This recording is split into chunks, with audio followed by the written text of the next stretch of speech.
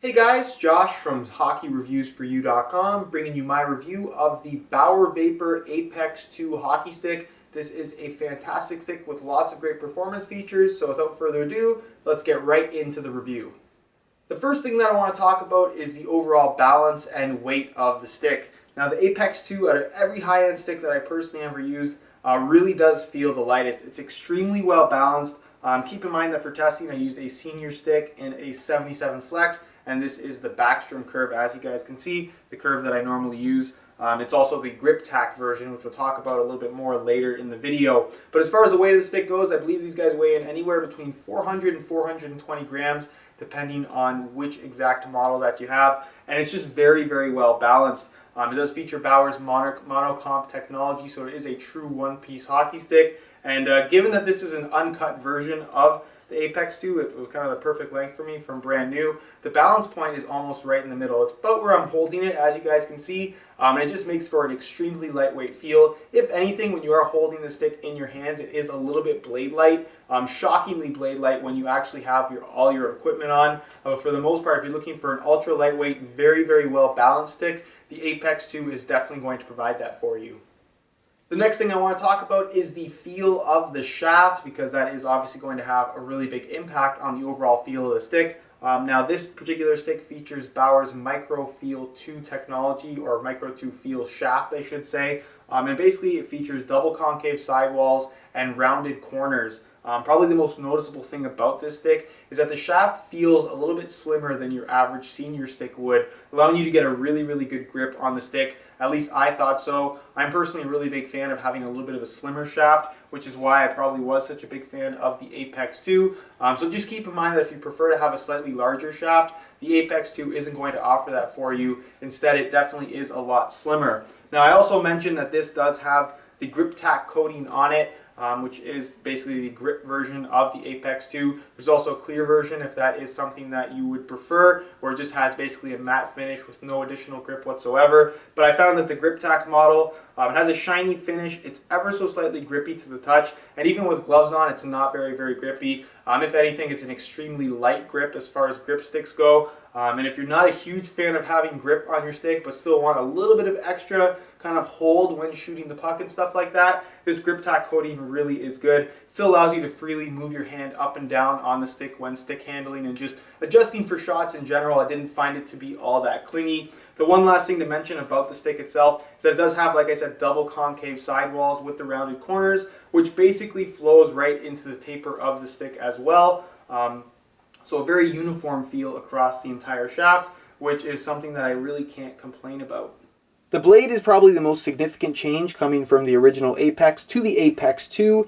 The blade on the APX2 features a single density aerofoam core design with a sense layer foam on top. That sense layer foam is designed to improve puck feel by dampening vibration. So it's going to have a more natural, slightly more cushioned impact when receiving passes and stick handling in general. Now, in terms of the finish on the blade, it's finished with the same checkerboard Textreme carbon fiber pattern found on the rest of the shaft itself. The blade also features a matte finish along with a very light texturing going across the blade itself. Now, in terms of puck feel, I found this blade to be really, really good, if not above average when it comes to high-end hockey sticks, in my opinion, based on what I personally like. I found that it was a very forgiving blade and that it didn't feel too pingy, and it had that nice dampening quality about it. So when you are receiving passes and stick handling, it doesn't feel like the puck is bouncing off your blade really, really quickly. It does have that slightly cushioned feel about it, but with that being said,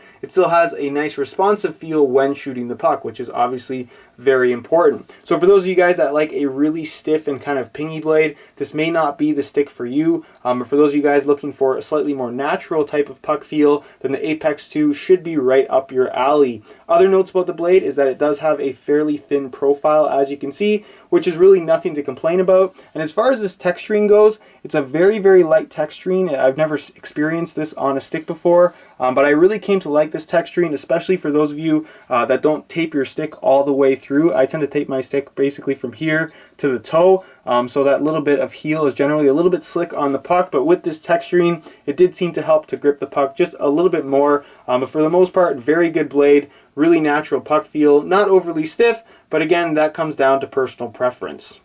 Next thing I want to talk about is shooting, which is obviously one of the more important things when it comes to a hockey stick, especially when you're talking about one-piece composites. Now what's interesting about the Bauer APX2 is, yes, it is a low kick point hockey stick where the majority of the flex is going to come in this area of the stick itself, but it uses Bauer's IntelliSense technology where it actually has two individual kick points, one being lower on the stick and the other one being higher up the shaft, which is kind of unusual. And really the reasoning behind this is you're still going to get that quick release on wrist shots and snap shots from that low kick point, but should you take a slap shot or take a shot that's going to really require more loading of the shaft itself to transfer as much energy as possible, they softened up the top portion of the shaft, which is extremely noticeable, not so much when shooting, maybe when taking slap shots, but I really noticed it when making passes and stuff like that, and that you could really just lean on the stick and it would whip the puck pretty much in any direction that you wanted it to go. Of course, I was using a 77 flex, which is a little bit softer. That's just my own personal preference. But in terms of having that nice amount of energy transfer from the flex to the shaft, you definitely get that from the Bauer APX2. Like I mentioned though, it is a lower kick point stick, so ideally if you are taking a lot of slap shots, this probably isn't the best option for you. Although if you're one of those people like me that's generally taking more snap shots, more wrist shots, and just slap shots occasionally, this is definitely going to do the job for you. There's plenty of kick from the shaft itself, and the blade does feel fairly lively. It does have a nice amount of pop to it without feeling too pingy, like I mentioned regarding the puck feel. But overall, in terms of just energy transfer and the amount of pop you get off of your shot itself, this definitely does that for you. As far as durability goes, there are two major features with the APX2 that really stand out to me. The first feature is, of course, the use of Textreme carbon fiber across the entire shaft and blade in the form of this very big weave checkerboard pattern they have going on, which I personally think looks really cool. Now basically the whole concept behind using Textreme is it's supposedly a much higher quality version of carbon fiber that is 20% lighter than anything else currently used out there on the market. It's part of the reason why this stick is so lightweight, and as far as it being lighter and making the stick less durable, I really, like I said, didn't have any issues as far as durability, and for the most part it still feels very solid. In terms of other technologies on the stick itself, the other thing that really jumped out at me was the use of Elastec technology, something you're going to find on most high-end Bauer sticks.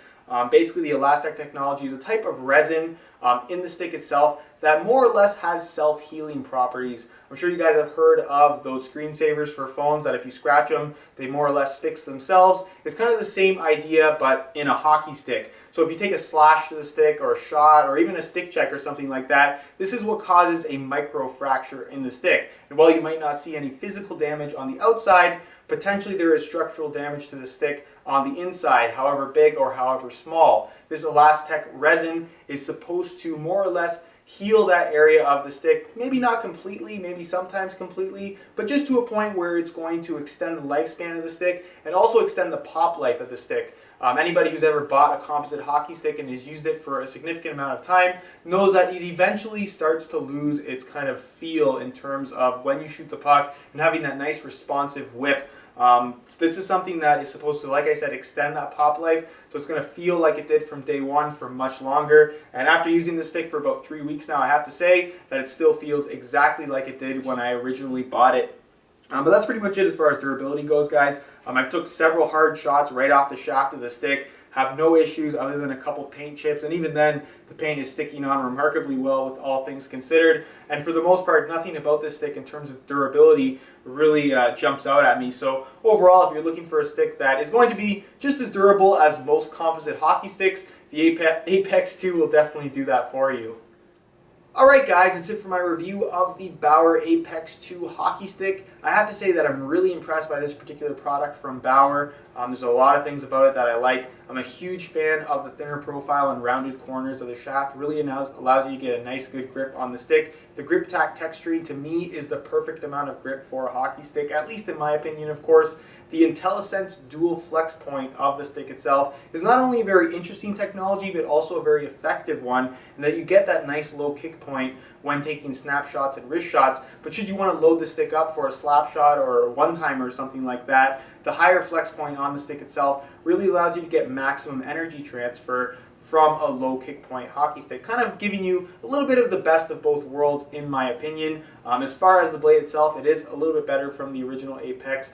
It does have a slightly softer, more forgiving feel about it, which isn't for everybody, but to me, I really like that, and it still does have a decent amount of pop when shooting the puck. But for the most part, this is an all-around very, very good stick. Not to mention, it's extremely lightweight and very, very well balanced. So definitely one that I can recommend to pretty much anybody if any of what I said just sounds good to you. If you guys do have any questions regarding this stick, feel free to leave a comment down below, and I definitely will get an answer out to you. Also, be sure to leave a comment down below. Let me know which products you guys would like to see reviewed next. If you did enjoy today's video, be sure to support it with a like. And if you guys are interested in getting one of these for yourself, be sure to check out the link in the description to the review page on my website, where I will have buy it now links to all of the available variations for the Bauer APX2. Other than that though, guys, subscribe for more reviews, of course.